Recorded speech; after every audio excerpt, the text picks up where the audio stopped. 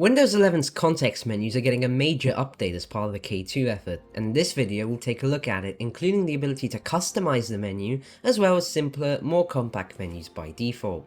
If I right click this image file, you'll notice the context menus are now simpler by default. They only show the most commonly used actions such as open, open with, copy as path, and copy.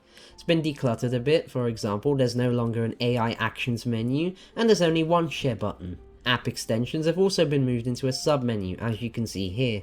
You can still move them back onto the main menu if you so choose, as you'll see in a moment, but by default they don't take up as much space.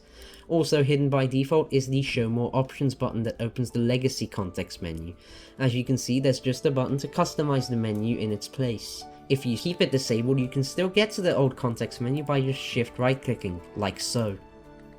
Heading to File Explorer itself, if I right click in a folder, you'll notice that the refresh action is now available in all modern folder context menus, so you don't have to go back to the legacy ones to access it. If I go to the home page to right click a file, you'll notice a couple of positioning changes. For example, Open File Location has now moved much closer to the top.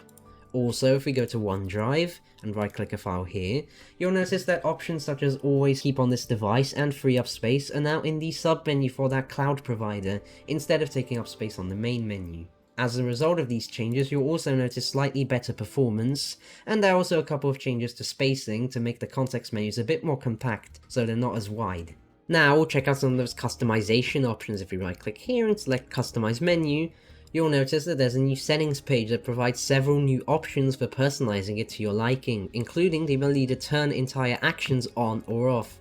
So for example, if you don't want copy as path, you can just toggle it off here, right click, and it's not there anymore. If you want rotate image back, you can turn that on, and there you go. Now, some options from the older context menu have also made it to the new one. So for example, send to and print. If we toggle both of these on, and head to the context menu again, you'll notice that we now have the send to menu with options like desktop, compressed folder, just like we did on the old one, and the print option is there too.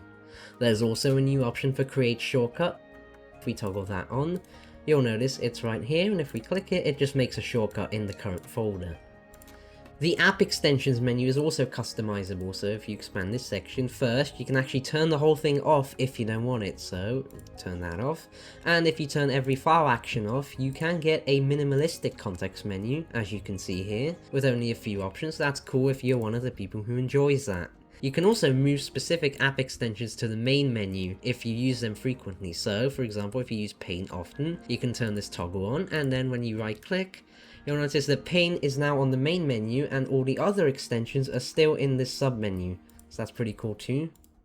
There are some extra options. First, if you like how Windows 10 showed cut, copy, etc., you can turn Arrange Primary Actions Inline on, and when you head to the context menu, you'll notice that those options are no longer present in a bar at the top or bottom, but are instead among the other options like open, open with, and copy as path. You can also turn Show More Options back on if you regularly use the legacy context menu, and it will appear at the bottom as it used to. And if you don't like properties being above these options like Customize and Show More, you can turn on a new toggle that will move it to the very bottom below everything else. You can also turn off the change that moves cloud provider options into their specific sub-menu.